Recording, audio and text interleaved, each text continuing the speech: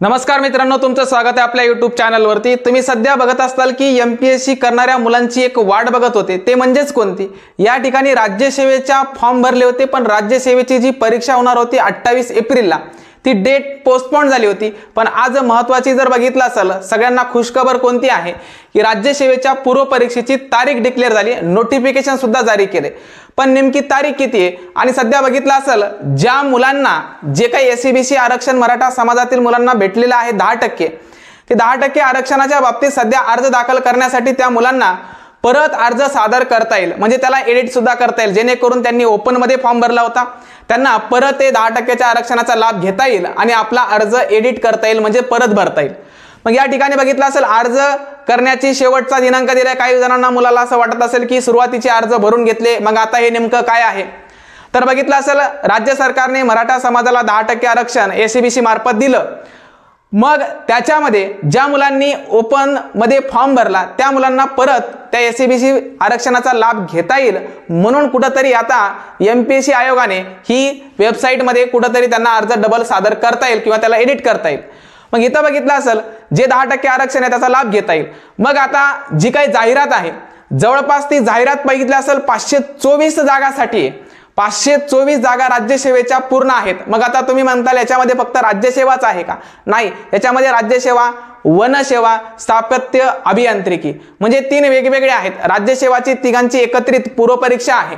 मग ती पूर्व परीक्षेमध्ये 524 जागा आहेत आणि 524 जागांमध्ये जर सर्वात महत्त्वाचं बघितलं राज्यसेवेला किती जागा आहेत, सर्वात महत्त्वाचं बघितलं असेल की राज्यसेवेला जागा किती आहेत, तर जवळपास राज्यसेवेला 431 जागा आहेत, म्हणजे राज्यसेवेला स्पेशल 431 जागा आहेत। वनसेवेला किती आहेत? वनसेवेला पाहिलं तर वनसेवेला 48 आहेत। वनसेवेला किती आहेत? 48। आणि दुसरं बघितलं स्थापत्य अभियांत्रिकीला, या ठिकाणी बघितलं असेल स्थापत्य अभियांत्रिकीच्या जागा, तर स्थापत्य अभियांत्रिकीला 45 जागा आहेत।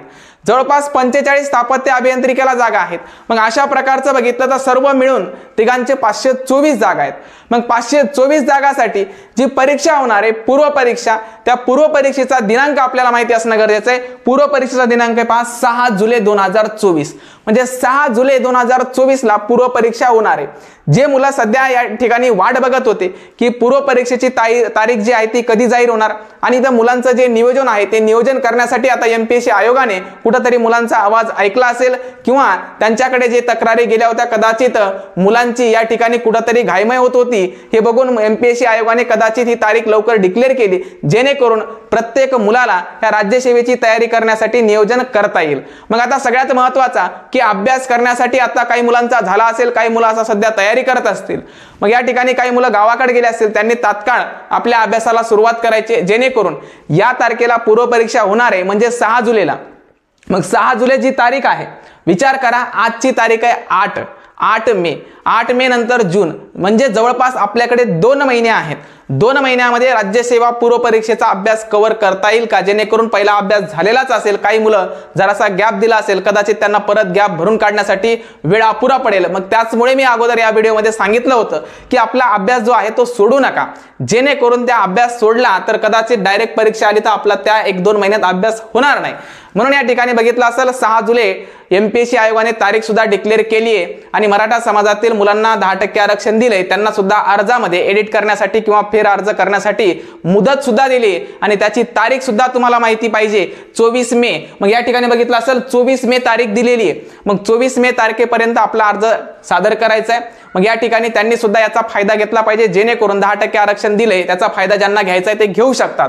आणि जर तुम्हाला घ्यायचा नसेल तर ओपन मध्ये सुद्धा फॉर्म तशा प्रकारचा राहू शकतो, कुठल्याही प्रकारचा गडबड होणार नाही। आता मेन महत्त्वाचं आहे जे काही राज्यसेवेसाठी सिलेबस आहे, राज्यसेवेच्या सिलेबसामध्ये आपण जे काही महत्त्वाचे सब्जेक्ट पाहतो त्या सब्जेक्ट मध्ये आपल्याला YouTube चॅनलवरती तुमचा जर चांगल्या प्रकारे प्रतिसाद मिळत असेल तर आपल्याला फ्री मध्ये तुम्हाला राज्यसेवेच्या काही सब्जेक्टची सिरीज मिळणार आहे। मग ती सिरीज सुरू करण्यासाठी तुमचा प्रतिसाद महत्त्वाचा आहे। कमेंटद्वारे तुम्ही जर चांगल्या प्रकारे आपल्या विषयाची सिरीज सुरू करण्यासाठी प्रतिसाद देत असताल तर आपण काही दिवसामध्ये MPSC राज्यसेवेच्या ज्या पूर्व परीक्षेचे सब्जेक्ट आहेत, जे विषय आहेत, त्या विषयाची आपण सिरीज सुरू करणार आहोत आणि त्या सिरीज फ्रीमध्ये असतील, कुठल्याही प्रकारे ॲपवर नाही, तर आपण डायरेक्टली यूट्यूबवर घेणार आहोत. त्या यूट्यूबवर घेण्यासाठी तुमचा प्रतिसाद महत्त्वाचा आहे, जेणेकरून कमेंटद्वारे जेवढा प्रतिसाद लवकर मिळेल तेवढ्या लवकर आपण या राज्यसेवा पूर्व परीक्षेच्या विषयाची यूट्यूब चॅनलवर सिरीज सुरू करणार आहोत. आणि हा व्हिडिओ इतरांपर्यंत शेअर करा, जेणेकरून पुढील जे काही व्हिडिओ आपल्या विषयाची सिरीज सुरू होणार आहे आणि ती सुद्धा बघितलं असेल डिजिटल बोर्डवर घेणार आहोत. त्या डिजिटल बोर्डवर घेण्यासाठी तुमचा प्रतिसाद सुद्धा तितकाच महत्त्वाचा असेल. म्हणून आपल्या कमेंटद्वारे आपले मत तुम्ही मांडू शकता, जेणेकरून घ्यायचं की नाही घ्यायचं, किंवा जर बघितलं असेल तुमच्या जास्त कमेंटद्वारे आम्हाला कुठेतरी उत्साह मिळेल, जेणेकरून डिजिटल बोर्डवर तुमच्या प्रत्येक सब्जेक्टची सिरीज सुरू केल्यानंतर ती पण फ्री ऑफ कॉस्ट असेल. ग्रामीण भागातील मुलांना याचा चांगला प्रकारे फायदा व्हावा. आणि या ठिकाणी बघितलं असेल सोप्या ट्रिक्स सुद्धा देणार आहेत. सोप्या ट्रिक्स म्हणजेच काय, जेणेकरून काही विषयामध्ये आपल्याला त्या गोष्टी लवकर लक्षात राहाव्यात, जेणेकरून त्या शॉर्ट ट्रिक्समुळे आपल्याला राज्यसेवेचा प्रश्न सोडवता येईल. कारण बघितलं ही शेवटची ऑब्जेक्टिव्ह पेपर पूर्व परीक्षा आहे आणि मुख्य परीक्षा सुद्धा आहे. पण यानंतर मुख्य परीक्षा ही डिस्क्रिप्टिव्ह होणार आहे. म्हणून हा महत्त्वाचा जर बघितलं, काही जणांची शेवटची संधी असेल, काही जणांचा पहिली संधी असेल, तर या ठिकाणी बघितलं हा महत्त्वाची संधी म्हणून जे काही ऑब्जेक्टिव्ह मेन्स होणार आहे याच्यानंतर 2025 ला बघितलं असेल डिस्क्रिप्टिव्ह होणार आहे. म्हणून ही महत्त्वाची संधी सोडू नका. जेवढी ताकद आहे तेवढी तुमची ताकद या राज्यसेवेच्या पूर्व परीक्षेला लावा, जेणेकरून पुढच्या वर्षी मुख्य परीक्षा ही डिस्क्रिप्टिव्ह होणार आहे. त्यामुळे आता सध्या ऑब्जेक्टिव्ह आहे, तर या ऑब्जेक्टिव्हचा फायदा सगळ्या जणांनी घ्यावा असं प्रत्येकाचं मत आहे. तुमचं मत आपल्या कमेंटद्वारे सांगा, जेणेकरून आपल्या यूट्यूबवर त्या सब्जेक्टची सिरीज सुरू करता येईल. ठीक आहे, तर थांबतो. धन्यवाद.